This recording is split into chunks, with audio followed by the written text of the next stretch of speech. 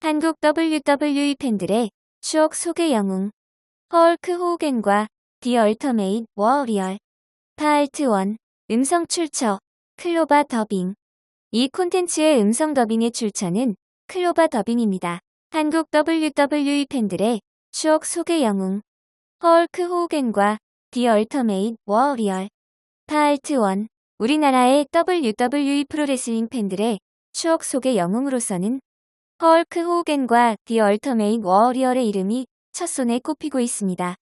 프로레슬링의 종주국이 미국이기는 하지만 우리나라의 팬들은 우리 나름대로의 문화에 의해서 프로레슬링을 즐기며 나름의 팬 문화를 형성해 왔습니다. 이번 시리즈에서는 1980년대 후반에서 1990년대 초반 우리나라의 초등학생, 국민학생들에게 선풍적인 인기를 얻었던 헐크 호겐과 디 얼터메잇 워리얼이 어떤 존재였는지에 대해서 되짚어보며 함께 추억을 나누는 시간을 가져보려 합니다. 일반적으로 어느 한 시대를 살며 그 시대의 기억과 추억을 공유한 세대의 사람들에게는 그들의 끈끈한 동질감을 이어지게 하는 일종의 키워드가 공통분모로 존재하고 있습니다. 그러한 키워드는 특정 사물이나 단체의 이름이 될 수도 있고 사람의 이름이 될 수도 있습니다. 특히 스포츠와 대중문화의 각 분야에서 두각을 나타냈던 인물들의 이름은 그 시대를 살았던 사람들의 기억 속에서 끊임없이 회자되면서 서로 추억을 공유하기도 합니다. 이를테면 이런 식입니다. 1960년대에서 70년대를 살았던 사람들은 그 시절을 추억하면서 공통적으로 떠올리는 이름이 있습니다. 대중가수로는 이미자, 패티김, 남진, 나훈아, 영화배우로는 신성일, 엄앵란, 최무룡, 김지미, 코미디언으로는 서영춘, 구봉서, 배삼룡, 프로레슬러로서는 김희일, 천기덕, 장영철 등의 이름을 가장 먼저 떠올리기 마련입니다.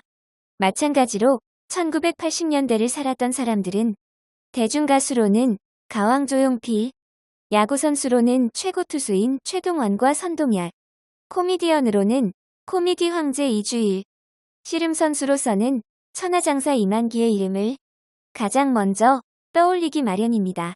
여기서 이 글의 필자인 저는 이런 생각을 한번 해봤습니다. 1980년대 후반에서 1990년대 초반에 걸쳐서 우리나라의 초등학생, 국민학생들 사이에서는 AFKN 채널과 콜로시움 비디오를 통해서 WWF 프로레슬링을 시청하는 것이 유행이었으며 그 중에서도 가장 높은 인기를 얻었던 선수들은 헐크 호겐과 디 얼터메잇 워리얼이었습니다. 그렇다면 그 시절의 우리나라의 어린이들의 기억과 추억 속에서도 공통분모로 존재할 만한 키워드가 있을 것입니다.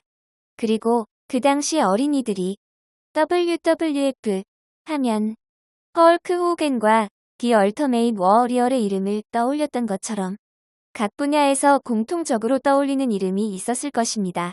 그러한 차원에서 필자는 그 시절 우리나라의 어린이들의 기억 속에서 헐크 호겐과 디 얼터메잇 워리얼이 어떤 존재였는가 하는 것을 곰곰이 생각해봤습니다.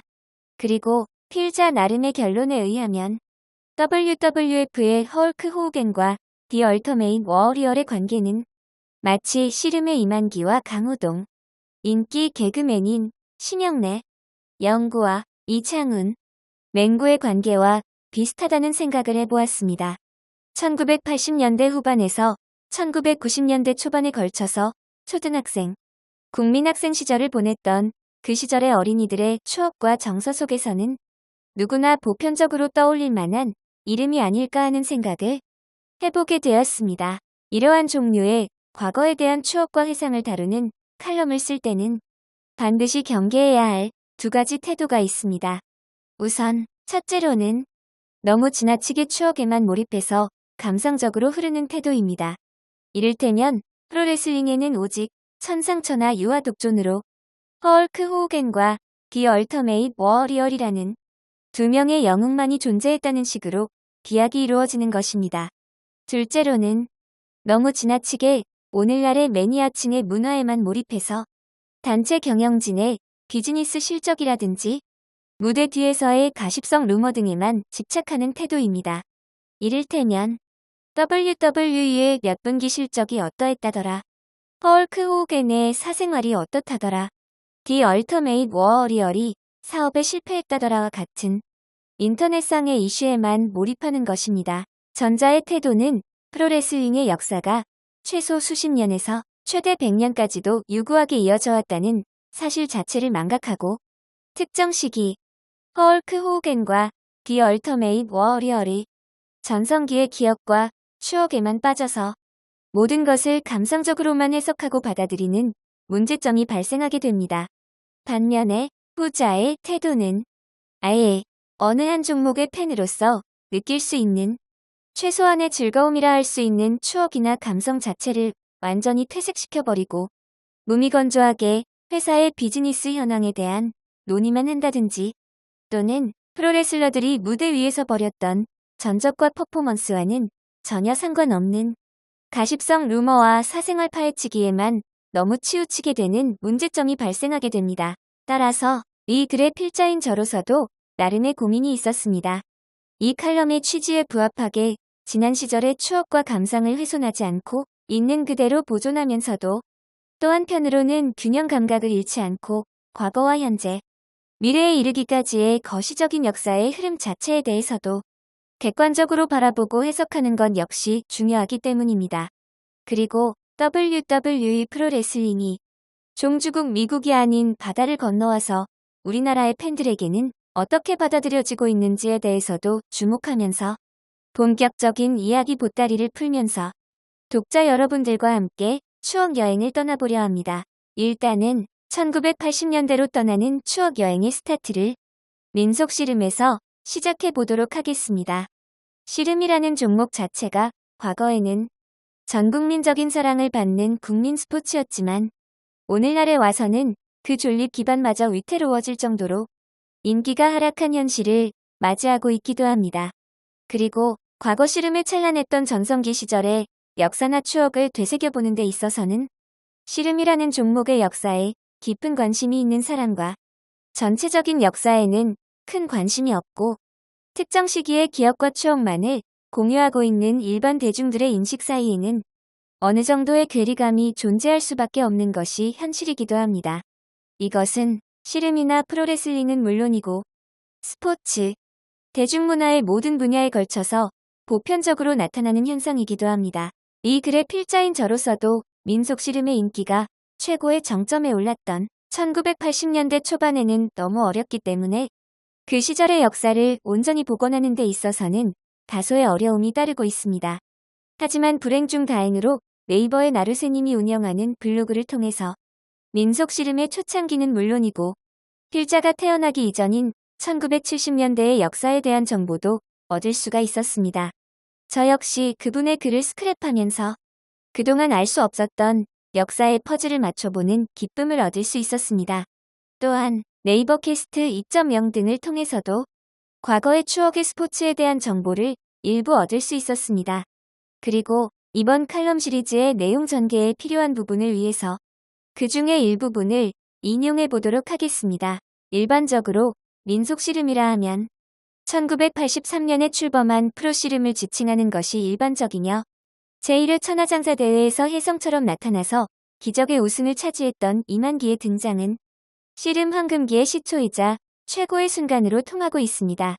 그리고 민속 씨름이 프로화되기 이전인 1970년대에도 아마추어의 형태로 씨름 대회는 존재했었습니다. 그리고 이만기가 등장하기 이전에도 씨름계의 절대 강자가 존재했었는데 그의 이름은 김성률 장사였습니다. 김성률 장사는 1970년에서 76년에 걸쳐서 그 당시에 존재했던 씨름대회의 거의 모든 장사 타이틀을 휩쓸었습니다. 라이벌의 존재가 무색할 정도로 압도적인 독주 체제를 구축했던 절대 강자의 면모를 보여준 씨름 선수는 1970년대의 김성률 장사, 1980년대의 이만기 장사를 대표적으로 꼽을 수 있습니다. 1975년에 홍현욱 장사가 김성률 장사를 꺾고 장사 타이틀을 차지한 사건은 세대교체의 신호탄으로 여겨졌습니다. 이어서 1976년에는 이준희 장사도 김성률 장사를 꺾고 장사 타이틀을 차지했습니다. 동갑내기 라이벌인 홍현욱 장사와 이준희 장사는 1970년대 후반에서 1980년대 초반에 걸쳐서 서로 앞서거니 뒤서거니 장사 타이틀을 휩쓸면서 양대 산맥 체제를 형성했습니다. 이만기 장사가 등장하기 직전까지의 최강자로 군림했던 홍현욱 장사와 이준희 장사는 1983년 프로씨름 출범 당시에도 제1회 천하장사 대회의 가장 강력한 우승 후보로 꼽히고 있었습니다. 그러나 1983년 공식적으로 출범한 제1회 천하장사 대회는 8회의 연속이었습니다. 당시 우승 후보 1순위였던 홍현욱 선수는 준결승에서 최욱진 선수에게 일격을 당했고, 우승 후보 2순위였던 이준희 선수는 준결승에서 이만기 선수에게 일격을 당했습니다. 그 당시까지만 해도 무명 선수였던 이만기 선수와 최욱진 선수는 나란히 돌풍을 일으키면서 결승에서 맞붙었습니다. 두 선수는 이미 한라장사 결승전에서도 맞붙어서 최욱진 선수가 승리한 바가 있었습니다. 천하장사 결승전에서 이만기는 최욱진과 접전을 펼친 끝에 3대2로 승리를 거두면서 생애 첫 장사 타이틀을 초대 천하장사 타이틀로 장식했습니다.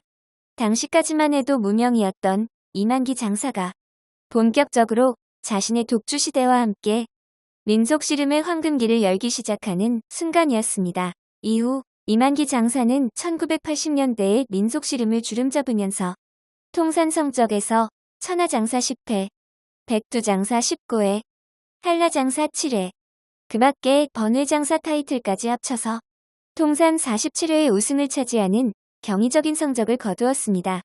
타의 추종을 불허하는 업적을 쌓은 이만기 장사는 은퇴 후에도 교수, 해설자 등을 역임하며 씨름의 발전에 이바지하고 있습니다. 오늘날까지도 이만기 장사의 이름은 곧 민속 씨름을 상징하는 존재, 그 자체이자 전설 중의 전설로서 빛나고 있습니다. 그리고 이만기 선수와 함께 황금 트로이카 체제를 형성했던 선수가 이준희와 이봉걸 선수였습니다. 이준희 선수는 프로씨름 출범 이전에도 이미 홍현욱 선수와 함께 최강의 선수로 군림한 데 이어서 프로씨름 출범과 함께 이만기의 시대가 개막된 이후에도 2인자 그룹에서 롱런하면서 통산 3차례의 천하장사 타이틀을 차지했습니다. 그리고 이봉걸 선수는 프로씨름 출범 이전에 아마씨름 시절에도 우승 경험이 있었고, 홍현욱, 이준희 등과 함께 정상을 다투는 선수였지만 프로씨름이 출범한 이후에는 이만기, 이준희 등에 비해서는 조금 늦게 이름이 알려졌습니다. 그렇지만 이봉걸은 프로씨름 데뷔 이후에도 이만기의 최대 난적으로서의 면모를 보여주면서 통산 3차례의 천하장사 타이틀을 차지했습니다. 이만기와 이준희, 이봉걸 선수는 1980년대 민속씨름 황금기 시절에 황금 트로이카로 군림했습니다. 이만기의 독주 시대를 마감시키고 그의 후계자로 새롭게 떠오른 선수는 강호동 선수였습니다. 강호동은 씨름 선수로 활동한 기간은 1989년에서 1991년에 걸친 3년 남짓한 짧은 기간 동안 활동했지만 이 기간 동안 통산 5차례의 천하장사 타이틀을 거머쥐면서 이 부문에서 이만기에 이어서 역대 2위를 기록하고 있습니다. 특히 1990년에 강호동 선수가 이만기 선수를 꺾고 천하장사에 등극한 사건은 세대교체의 신호탄으로 받아들여졌고, 강호동은 이만기를 상대로 통산 전적에서 우위를 기록한 유일한 선수로 등극했습니다. 이만기의 후계자로 혜성처럼 떠올랐던 강호동은 그러나 불과 3년 남짓한 짧은 프로씨름 선수로서의 생활을 마감하고 은퇴했습니다. 은퇴 이후에 강호동은 개그맨으로 전향하면서 연예계에 진출했고, 약 10여 년의 세월이 흐른 2000년대 후반 이후에는 유재석과 함께 쌍벽을 이루는 국민 MC로 떠올랐습니다. 프로씨름에서 거둔 통산 성적을 분석할 때는 천하장사 이외에도 지역장사, 백두장사, 한라장사, 번외장사 등을 모두 종합적으로 살펴봐야 하고, 이 경우에 강호동의 프로씨름에서의 통산 성적은 이만기 시대의 2인자 그룹이었던 이준희, 이봉걸 등과 엇비슷한 성적을 기록하고 있습니다. 이준희, 이봉걸 등이 프로씨름 출범 이전에 아마씨름 시절에도 최강자의 반열에 올랐던 선수들임을 감안한다면 강호동의 통산 성적은 이들에 비해서는 다소 열세라고 볼 수도 있을 것입니다. 그리고 강호동 이후에 등장한 후배 선수인 이태현, 김영현, 김정필, 신봉민, 김경수 등도 통산 성적에서는 강호동과 엇비슷하거나 오히려 강호동을 능가하는 타이틀 횟수를 기록하는 경우도 있습니다. 그렇기는 하지만 강호동은 프로씨름에서 선수로 활동한 기간이 3년 안팎에 불과한데도 10년 이상 정상권에서 활약한 선수들과 엇비슷한 타이틀 횟수를 기록했습니다.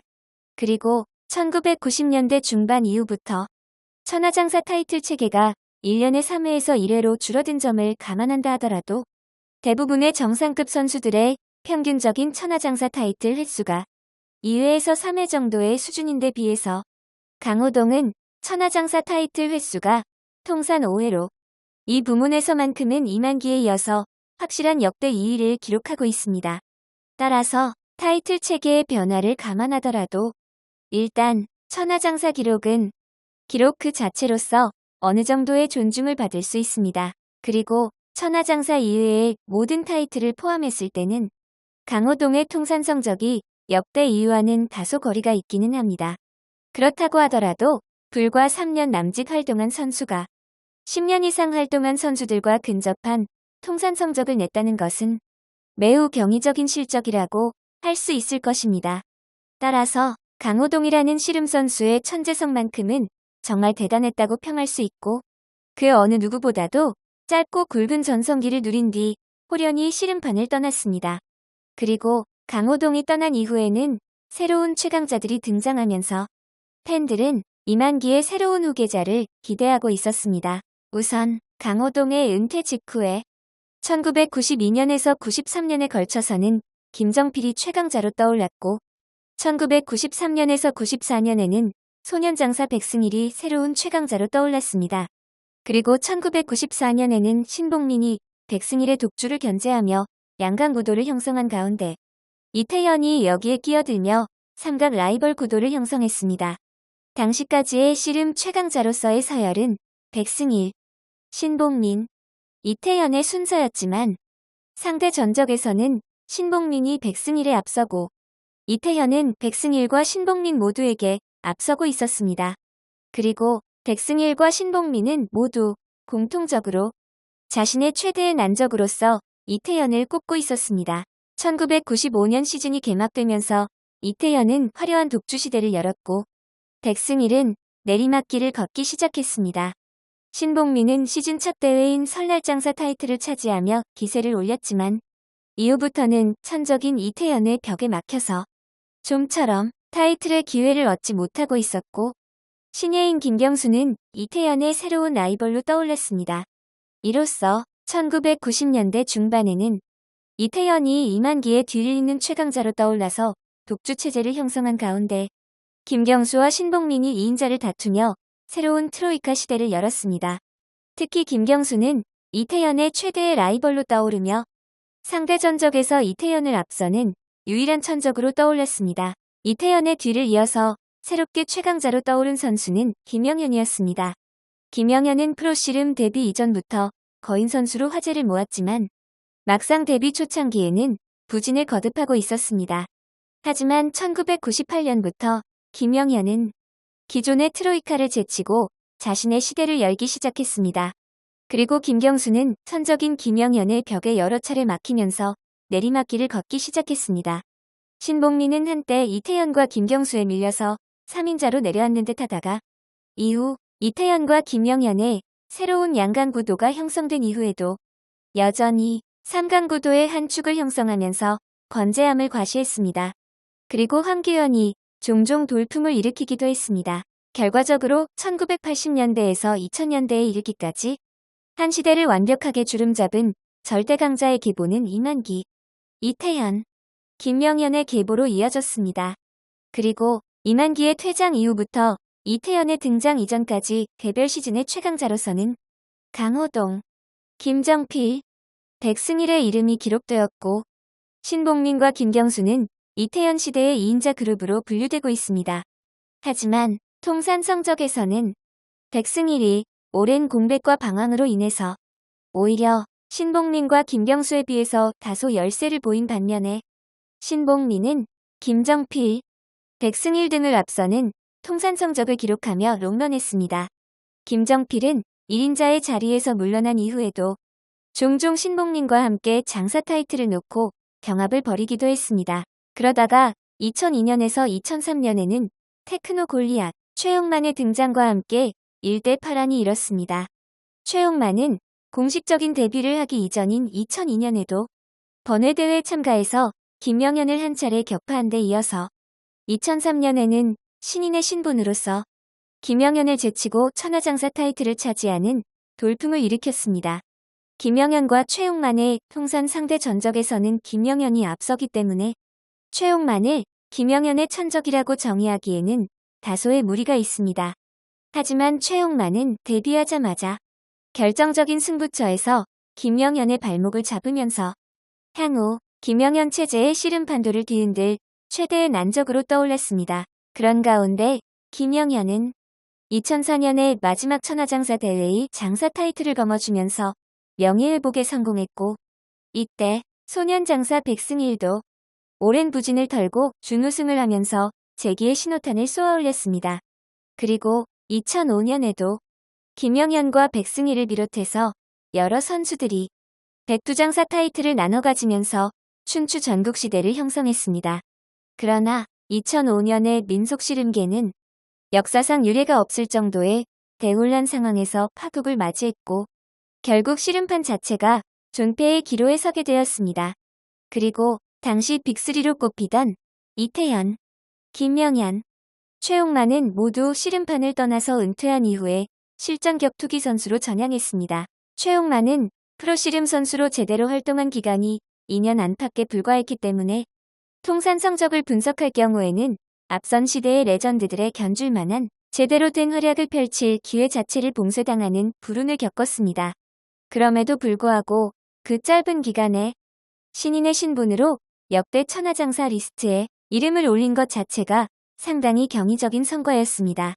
그리고 비록 씨름이라는 특정 종목에서는 일찍 은퇴했지만 이후 실전 격투기 종목인 K1에서도 발군의 활약을 보여주었습니다. 따라서 격투기 전반에 걸쳐서 시각을 확대했을 때 최용만이 천부적인 신체 조건과 발군의 천재성을 갖춘 격투가로서의 면모만큼은 유감없이 발휘했다고 해석할 수 있을 것입니다. 아무튼 프로씨름에서의 통산 성적을 기준으로 했을 때 역대 1위는 이만기, 2위는 이태현, 3위는 김영현의 이름이 기록되어 있습니다. 따라서 이들의 계보를 1980년대의 이만기, 1990년대의 이태현, 2000년대의 김영현으로 설정한다 해도 큰 무리는 없을 것입니다. 사실 이태현과 김영현의 경쟁 구도의 우열관계는 역전될 가능성이 매우 높은 상황이었지만 김영현이 한창 상승세를 타던 시기에 씨름판 자체가 망하게 되면서 결국 김영현은 통산 성적에서 이태현에 거의 근접하게 추격하기는 했지만 역전에는 실패했습니다.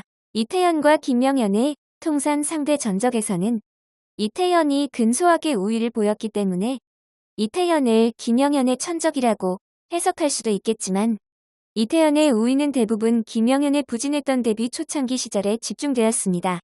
2000년대에 접어들어서는 점차 김영현의 우위가 확연해지기 시작했고 이태현은 점차 힘이 붙이는 모습을 보이고 있었습니다. 오히려 2003년 이후에는 김영현과 최용만의 새로운 양강 구도가 형성되는 분위기였습니다. 만약 씨름판 자체가 망하지 않았다면 김영현이 통산 성적에서 이태현을 역전하고 김영현과 최용만이 양대산맥 체제를 형성하는 상황이 현실로 벌어졌을지도 모르는 상황이었습니다. 하지만 씨름판이 모두 망하고 이태현, 김영현, 최용만이 모두 실전 격투기로 전향하면서 통산 성적에서의 역전은 현실로 이루어지지 않고 만약이라는 가정으로만 존재하게 되었습니다. 그리고 이태현은 정작 자신이 독주시대를 구가하던 1995년에서 97년의 전성기 시절에는 결정적 승부처였던 연말 천하장사 대회에서는 김경수, 신봉민에게 타이틀을 내주는 불운을 겪기도 했습니다. 오히려 이태현은 전성기가 지나고 주도권도 김영현에게 넘어간 2000년과 2002년에 분발하는 모습을 보여주며 연말 천하장사 타이틀을 차지했습니다. 그리고 씨름판이 한 차례 망했다가 리세팅된 2007년에서 2009년에 걸쳐서는 윤정수 선수가 3년 연속으로 정상에 군림하고 있었습니다. 그러다가 2009년에 이태현, 김경수, 황규현이 나란히 컴백했습니다. 이태현은 2010년 시즌에 윤정수를 꺾고 설날장사 타이틀을 차지한 데 이어서 한 시즌 동안에 백두장사 타이틀을 휩쓸며 제2의 전성기를 열었습니다. 이후 2011년에 이태현은 이슬기 선수에게 패배한 뒤 공식적으로 은퇴를 선언했습니다. 이태현의 후계자로 기대를 모았던 이슬기는 이후 잠시 주춤하는 듯 했지만 2011년 천하장사에 등극하며 신앙태자로 등극했습니다. 기존에 활약하던 씨름 레전드들 중에서는 황규현이 마지막까지 남아서 2010년 천하장사 타이틀을 차지하는 등 운전하고 있습니다. 이태현은 천하장사와 지역장사, 백두장사, 번외장사 등의 타이틀을 종합한 통산 성적에서는 이만기에 이어서 역대 2위를 기록하고 있지만 백두장사 타이틀 횟수라는 특정 부문에서의 기록에서만큼은 이만기를 제치고 역대 1위에 올랐습니다. 비록 몇 차례 위기는 있었지만 오늘날 민속 씨름의 역사를 되돌아봤을 때 이태현은 이만기 이후의 최강자로서 역대 2위에 해당하는 민속 씨름 레전드로 기록되고 있습니다. 그리고 프로 씨름 출범 이전과 이후를 통틀어서 최고의 레전드를 꼽는다면 김성률 장사, 홍현욱 장사, 이준희 장사, 이만기 장사, 이태현 장사, 김영현 장사 이렇게 6명을 역대 최강의 씨름 레전드로 꼽을 수 있을 것입니다. 그리고 이들 다음으로는 이만기 시대의 최대 라이벌이었던 이봉걸 장사, 이만기의 천적이자 후계자인 강호동 장사의 이름을 꼽을 수 있을 것입니다. 그리고 이들 다음으로는 김정필, 신봉민, 백승일, 김경수, 황규현 등의 이름을 꼽을 수 있을 것이고 최근에 리세팅된 씨름계에서는 윤정수, 이슬기 등을 새로운 강자의 이름으로 꼽을 수 있을 것입니다. 그리고 역대 씨름 레전드들 중에서도 왕중왕으로서는 1970년대의 김성률, 1980년대의 이만기, 1990년대의 이태현의 이름을 대표적으로 꼽을 수 있을 것입니다. 프로 씨름 출범 이후만을 기준으로 하면 이만기와 이태현의 이름을 첫 손에 꼽을 수 있을 것이고 프로 씨름 출범 이전까지 모두 포함할 경우에는 김성률과 이만기를 역대 최강의 씨름 레전드로 정의할 수 있을 것입니다. 물론 그 왕중왕 중에서도 굳이 단 한 명만의 이름을 거론해야 한다면 그 이름은 당연히 이만기의 차지가 되어야 할 것입니다. 일단 이렇게 민속씨름이라는 종목의 역사와 역대 최강자의 지위에 등극했던 레전드 장사들의 면모를 한번 살펴보았습니다. 그런데 어느 분야에서든 마찬가지로 나타나는 현상이기는 하지만 특정 종목 또는 그 분야의 역사에 깊은 관심을 가지고 역대 기록물을 조사하고 분석하는 사람들의 기억과 특별히 그 종목의 역사에 별다른 관심이 없는 일반적인 팬들의 특정 시기에 치우친 기억에는 커다란 괴리감이 존재합니다. 그러한 현상은 이 글의 필자인 제가 다루게 될 프로레슬링을 주제로 할 때도 마찬가지이지만 민속씨름이라는 종목에서도 공통적으로 나타나는 현상이기도 합니다. 민속씨름 출범 이전의 1970년대의 일은 워낙 오래전 일이기 때문에 오늘날 사람들의 입에 오르내리는 빈도는 매우 드문 편입니다. 나이가 굉장히 많은 어르신들 중에는 간혹 김성률 장사의 이름을 기억하는 경우가 있을 수도 있지만 일반적으로는 씨름의 역사에 웬만큼 관심이 많지 않은 사람들의 기억 속에서는 거의 잊혀져 가고 있는 것이 현실입니다.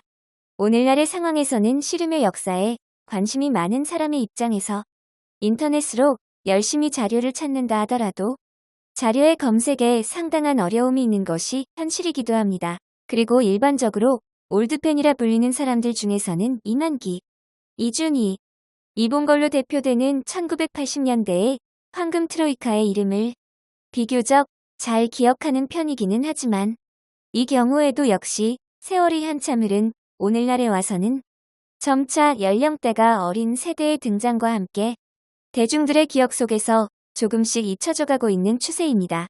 그리고 씨름이라는 종목의 역사에 크게 관심이 없는 일반 대중들의 기억 속에서는 대체로 씨름 하면 이만기와 강호동의 이름을 떠올리는 경우가 보편적입니다. 그리고 올드팬이라 불리는 사람들 중에서도 씨름의 역사에 관심이 많은 사람들은 1990년대 이후에 이태현이 이만기의 버금가는 최강자로 떠올랐다는 사실을 어느 정도 인지하고 있는 편이기는 하지만 씨름이라는 종목 자체의 인기가 1990년대 중반 이후로 점차 하락세였기 때문에 이태현은 그가 거둔 화려한 성적에 비해서는 대중적인 인지도는 다소 떨어지는 편입니다. 그리고 2000년대 이후에 씨름만을 접한 젊은 세대들은 씨름 하면 우선적으로 김영현과 최용만의 이름을 떠올리는 것이 일반적인 현상입니다. 그리고 올드팬이든 젊은 세대이든 간에 씨름이라는 종목의 역사에 깊은 관심이 있는 사람들은 이태현의 존재에 대해서 인지하고 있기는 하지만 대부분의 평범한 팬들에게는 이태현도 그저 한때 잘나갔던 씨름 선수 정도로만 기억되고 있는 것이 현실이기도 합니다. 한편 지금 현 시대 또는 최근의 강자라 할 수 있는 윤정수, 이슬기, 박영배 등의 이름은 씨름이라는 종목에 깊은 애정과 관심을 가지고 있는 소수의 팬들을 제외한 대다수의 일반인들은 그 존재조차도 잘 모르는 경우가 대부분인 것도 현실이기도 합니다. 이러한 상황을 보면서 이들의 필자인 저는 WWE 프로레슬링의 상황도 비슷한 점이 많다는 생각을 해보았습니다. 프로레슬링의 경우도 실제로는 100년 이상의 유구한 역사가 존재하고 있지만 오늘날의 시점에서는 올드팬이라 불리는 사람들은 1980년대의 기억과 추억이 거의 절대적인 비중을 차지하고 있으며 신세대라 불리는 사람들은 1990년대 또는 2000년대의 기억이 거의 절대적인 비중을 차지하고 있습니다. 특히 우리나라의 경우에는 1980년대 후반에서 1990년대 초반에 WWF의 기억이 거의 절대적인 비중을 차지하고 있는데 이 당시의 씨름판에서 이만기와 강호동의 이름이 가장 유명했던 것처럼 우리나라의 초등학생, 국민학생들에게 가장 유명한 WWF 프로레슬러의 이름은 헐크 호우겐과 디 얼터메인 워리얼이었습니다. 씨름에서도 이만기 이전에 절대 강자가 존재했던 것처럼 WWF 프로레슬링에서도 헐크 호우겐 이전에 절대 강자가 존재했는데 그의 이름은 1960년대에서 70년대에 WWF를 주름잡았던 브루노 세마알티노우였습니다. 프로레슬링에서의 헐크 호우겐이 민속 씨름에서의 이만기 장사에 비유될 수 있는 존재였던 것처럼 프로레슬링에서의 브루노 세마알티노우는 민속 씨름에서의 김성률 장사와도 같은 존재였다고도 볼 수 있을 것입니다. 그리고 헐크 호우겐의 시대가 개막되기 직전에 1970년대 후반에서 1980년대 초반의 최강자였던 밥 베클러언드는 마치 민속 씨름판에서 이만기 시대 직전의 최강자였던 흥현욱 선수에 비유할 수도 있을 것입니다. 프로레슬링에서의 안주 레이 더 자이언트는 전성기였던 1970년대에는 특정한 어느 단체의 에이스라고 정의하기에는 다소 애매한 부분이 있었지만 WWF와 AWA, 일본 등을 오가면서 그 시절 최고의 인기 스타로 활약했습니다. 그리고 1980년대 이후에는 WWF에 완전히 정착해서 헐크 호우겐의 시대가 개막된 이후에도 헐크 호우겐의 강력한 라이벌로 건재함을 과시했습니다. 마치 민속 씨름에서 이준희 선수가 이만기 시대 이전에도 강자였고 이만기 시대의 개막 이후에도 여전히 그의 강력한 라이벌로 건재했던 상황에 비유할 수도 있을 것입니다. 그리고 WWF에서 헐크 호우겐의 전성기 시절 최대의 라이벌이었던 마초맨 랜디 세비이지는 민속 씨름에서 이만기의 전성기 시절 최대의 라이벌이었던 이봉걸 선수와도 같은 존재였다고 비유할 수 있을 것입니다. 그리고 WWF에서 1990년대 초반에 혜성처럼 나타나서 헐크 호우겐을 물리친 디 얼터메이트 워리얼은 민속 씨름에서 1990년대 초반에 이만기를 물리쳤던 강호동과도 같은 존재로 비유할 수 있을 것입니다. 그리고 WWF에서 1990년대 중반 이후로 헐크 호우겐 이후의 최강자로 완벽하게 자리매김한 브레의 킨메엔 하알트는 민속씨름에서 1990년대 중반 이후로 이만기 이후의 최강자로 완벽하게 자리매김한 이태현과도 같은 존재로 비유할 수 있을 것입니다. 실제 미국 프로레슬링의 역사는 100년이 넘는 오랜 기간 동안 이어져 왔고, 프로레슬링의 역사에 정말로 깊은 관심이 있는 사람들은 그러한 과거 역사 자료를 꼼꼼하게 찾아서 조사하는 활동을 통해서 즐거움을 느끼기도 합니다. 일단 미국 프로레슬링의 역사를 1980년대를 기준점으로 잡을 경우 양대 메이저 단체인 WWF와 NWA에서는 각각 헐크 호우겐과 릭 플레어리 최강자로 자리매김해왔습니다. 헐크 호우겐과 릭 플레어는 전성기가 지난 1990년대와 2000년대 이후에도 변함없이 건재하게 독보적인 영향력을 과시하며 미국 프로레슬링계의 양대 전설이라는 칭호를 얻고 있기도 합니다. 헐크 호우겐과 릭 플레어의 시대가 열리기 바로 직전의 최강자는 WWF에서는 밥 베클런드, NWA에서는 하일리 루이스였습니다. 그 외에도 과거 NWA나 AWA, WWA, WWF 등에서 헐크 호우겐과 릭 플레어 이전의 강자로서 전설의 반열에 오른 인물들의 이름을 나열한다면 닉 바핑클, 페드로 모렐러스, 안주레이 더 자이언트, 도리 뻥크 주니어, 진 키니스키, 브루노 세마알티노, 버언가니얼, 버디 라저얼스, 팻 오코널, 루 떼즈, 고얼저스 조울지 웨그널, 킬러 코알스키, 안토니오 로카, 에두아르드 칼펜티에, 클래시 프레디 플래시, 오빌 브라운 등등의 이름들을 나열할 수 있을 것입니다. 1980년대에 헐크 호우겐과 릭 플레어리 최고의 전성기를 누렸던 시절에 WWF에서는 마초맨 웬디 세비이지가 헐크 호우겐과 함께 양대 산맥 체제를 형성했고, 헐크 호우겐과 마초맨 웬디 세비이지의 관계는 세기의 라이벌의 반열에 올랐습니다. 그리고 NWA에서는 릭 플레어와 함께 양대 산맥 체제를 형성한 선수는 더스티 로우즈였지만 라이벌 관계 자체에만 포커스를 맞췄을 경우에는 릭 플레어와 그의 최대 라이벌이었던 위키 스티임보우트와의 관계가 세기의 라이벌의 반열에 올랐습니다. 1990년대 이후로 WWF에서는 브레의 킨메엔 하알트가 헐크 호우겐의 후계자로 자리매김했고, NWA의 후신인 WCW에서는 스팅이 릭 플레어의 후계자로 자리매김했습니다. 그리고 WWF에서는 브레의 킨메엔 하알트와 함께 그의 최대 라이벌이던 쇼온 마이클스가 양대 산맥 체제를 형성했고, 이들의 관계는 역시 세기의 라이벌의 반열에 올랐습니다. 한편 WCW에서는 스팅의 활약이 정점을 이루는 가운데 80년대 빅3로 통하는 헐크 호우겐, 릭 플레어, 마초맨 웬디 세비이지가 여전히 건재함을 과시하며 현역 최강자인 스팅과 함께 경합을 펼쳤습니다. 일단 프로레슬링의 역사 속에서 레전드로 군림했던 인물들의 존재에 대해서도 이렇게 살펴봤지만, 프로레슬링이라는 종목의 역사에 깊은 관심이 없는 일반적인 팬들의 경우에는 아무래도 특정한 시기의 기억과 추억이 거의 절대적인 비중을 차지하고 있습니다.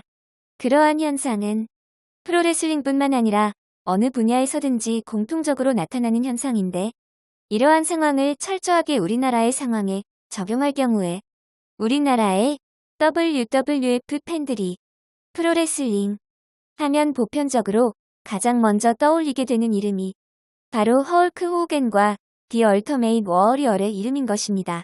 공교롭게도 민속씨름에서 이만기, 강호동이 전성기를 누렸던 시기와 WWF에서 헐크 호우겐, 디 얼터메이트 워리얼이 전성기를 누렸던 시기는 거의 절묘하게 일치하고 있습니다. 민속씨름에서 이만기가 최고의 스타로 떠올랐던 시점이 1983년에서 1984년이었고, WWF에서 헐크 호겐이 최고의 스타로 떠올랐던 시점이 1983년에서 1984년이었습니다.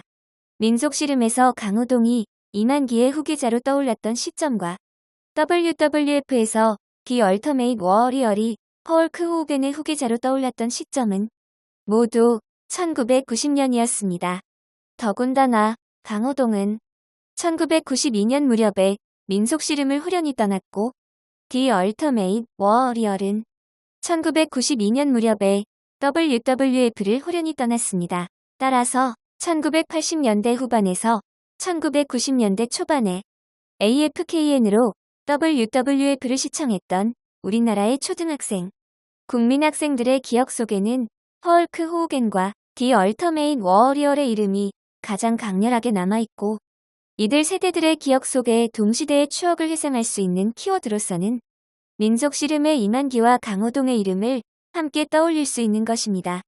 즉, 그 종목의 전체적인 역사를 조명하는 것과는 별개로 특정 시기의 기억과 추억이라는 것이 그 시대를 살았던 사람들의 기억 속에 공통적인 키워드로 자리 잡고 있는 것이고 이번 칼럼 시리즈에서는 바로 그러한 부분에 포커스를 맞춰보고 있는 것입니다. 이러한 시각에서 바라봤을 때 WWF 프로레슬링에서의 브레의 킹맨 할트의 존재는 민속씨름에서의 이태현과도 같은 존재였다고 비유할 수도 있을 것입니다.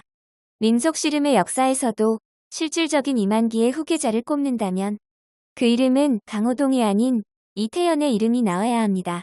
강호동이 민속씨름의 최강자로 군림했던 기간은 아주 잠시 동안이었던 것에 비해서 이태현은 이만기 이후에 최강자로 꾸준하게 자리 잡으며 이만기 이후에 전성기를 누린 선수들 중 최고의 성적을 기록했습니다.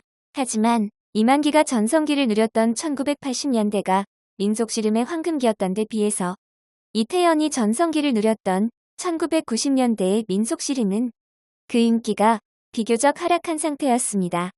따라서 이만기가 화려한 스포트라이트를 받았던 것에 비해서는 이태현은 어떤 측면에서는 고독한 최강자로서의 면모를 보였던 선수이기도 했습니다. 물론 올드 팬들 중에서도 씨름이라는 종목의 역사에 꾸준하게 관심을 가졌던 사람들은 이만기, 강호동, 이봉걸, 이준희의 이름과 함께 이태현의 존재에 대해서도 어느 정도는 인지하고 있습니다.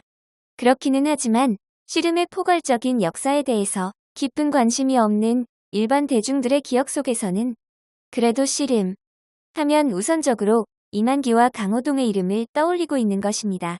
프로레슬링의 경우에도 헐크 호겐이 전성기를 누렸던 1980년대의 WWF가 황금기였던 데 비해서 브레의 킹맨 할트가 전성기를 누렸던 1990년대의 WWF는 위기론이 대두될 정도로 인기가 크게 하락해 있었습니다.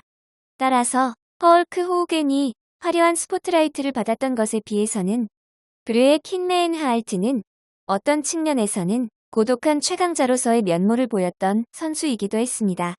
더군다나 우리나라의 경우에는 1990년대 중반에 WWF를 시청할 수 있는 환경이 레슬링 종주국인 미국보다도 훨씬 더 안 좋은 최악의 상황이었기 때문에 우리나라의 WWF 팬들이 브레의 킹맨 할트의 전성기를 온전히 시청하기에는 더욱 어려운 환경이기도 했습니다. 물론 우리나라의 올드 팬들 중에서도 WWF 프로레슬링의 역사에 꾸준하게 관심을 가졌던 사람들은 헐크 호겐, 디 얼터메잇 워리얼, 마초맨 랜디 세비이지, 밀리언 달러맨 테드 디비아시, 안주레이 더 자이언트의 이름과 함께 브레의 킹맨 할트의 존재에 대해서도 어느 정도는 인지하고 있습니다.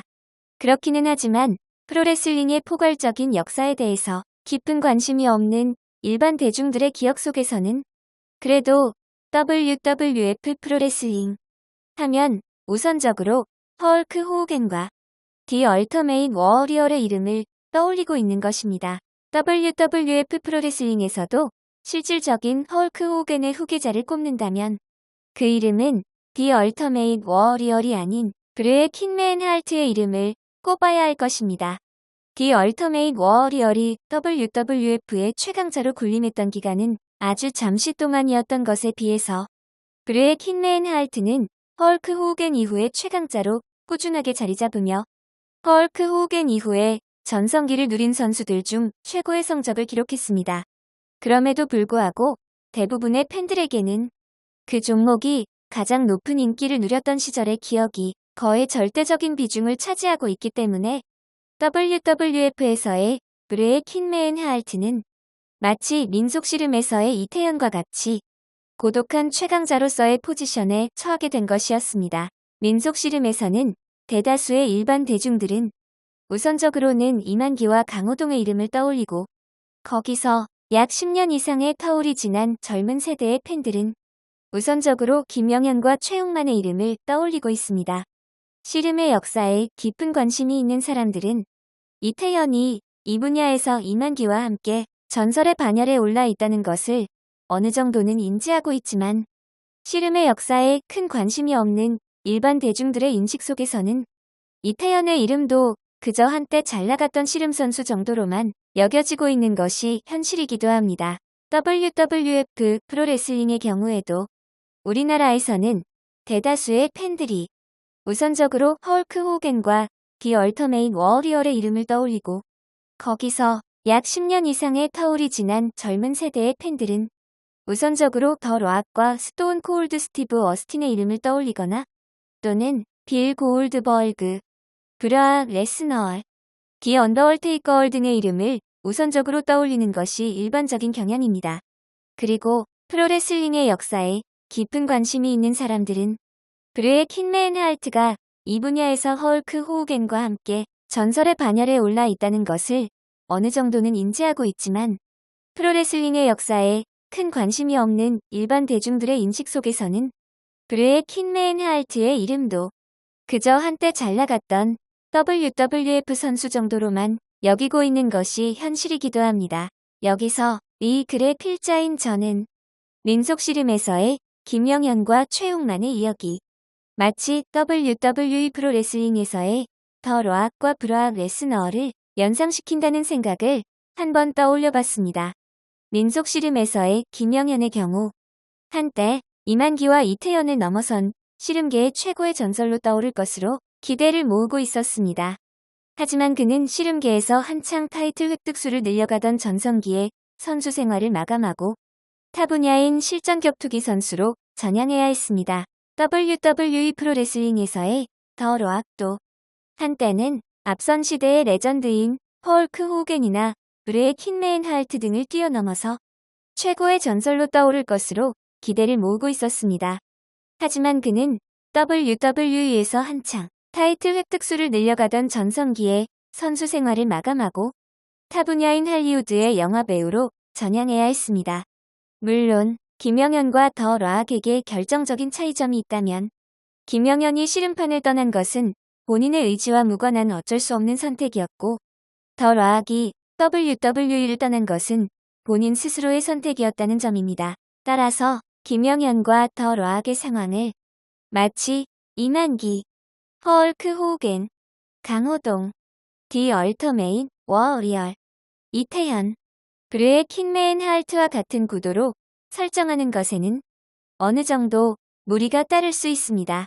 그렇기는 하지만 2000년대 이후 전성기를 누렸던 두 선수가 모두 이 분야에서 최강자의 지위를 누리고 있던 시절에 타 분야로 활동 무대를 옮겼고 그렇게 중간에 떠났음에도 불구하고 그동안 이룩한 성적만으로도 과거의 대선배들과 어깨를 나란히 할 만한 레전드의 반열에 올랐다는 측면에 포커스를 맞춰서 한번 비교를 해보았습니다.